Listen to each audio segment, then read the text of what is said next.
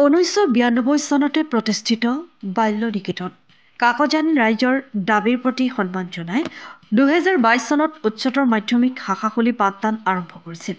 বিদ্যালয়খনৰ এই বছৰ উচ্চতৰ মাধ্যমিকৰ চূড়ান্ত পৰীক্ষাত 18জন ছাত্ৰ ছাত্ৰীৰ 18জনেই সফলতা লাভ কৰি বিদ্যালয়খনলৈ সুনাম কঢ়িয়াই আনিবলৈ সক্ষম হয়।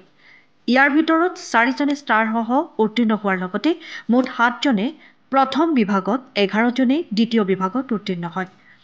এই ফলাফলত সকলো অভিভাৱক তথা ৰাইজে সন্তোষ প্ৰকাশ কৰাৰ লগতে ভৱিষ্যতে আৰু ভাল ফলাফল আশা কৰিছে।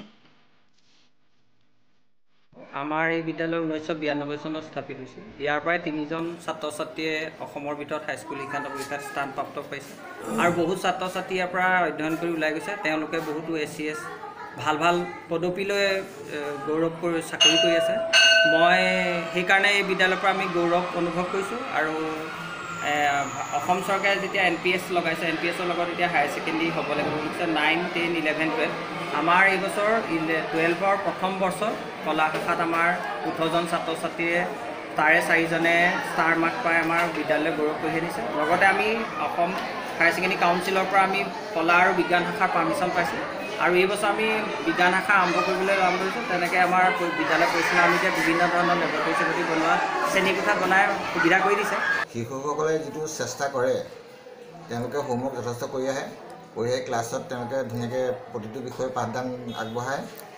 তাৰ উপৰিও তেওঁলোকে টিচিং এইডৰ মানে ব্যৱহাৰ কৰে আৰু চিলেবাছৰ লগত সংগতি ৰাখি অৰিয়েণ্টেড যিটো মানে ব্যৱস্থা, সেই ব্যৱস্থা মতে যেতিয়া পাঠদান কৰে তেতিয়া সফলতা হ'ব হোৱাটো স্বাভাৱিক কথা। আমাৰ বিদ্যালয় এই ক্ষেত্ৰত কোনো হেৰি নাই, মানে সকলোৱে যত্ন কৰে আৰু ছাত্ৰ ছাত্ৰী আমাৰ বিদ্যালয়ত প্ৰথম ধৰি লওক এইবছৰ হায়াৰ ছেকেণ্ডেৰী প্ৰথম আৰম্ভ কৰা হৈছে। পৰীক্ষা এইবছৰ প্ৰথম বেটছ হয়। এই 18টা মাত্ৰ ল'ৰা ছোৱালী দিছিলে। যিকেইটা এডমিশ্যন লৈছিলে সেইকেইটা খুব কম নম্বৰ লৈ আমাৰ বিদ্যালয়লৈ আহিছিলে। 61 বা ছেকেণ্ড ডিভিজন ল'ৰাই বেছিকৈ আহিছিলে। তথাপি আমাৰ এই ভিতৰতে আমাৰ 7টা আমাৰ হেৰি কৈছে ফাৰ্ষ্ট ডিভিজন হৈছে আৰু তাৰ ভিতৰতে 4টাই ষ্টাৰ মাৰ্ক পাইছে।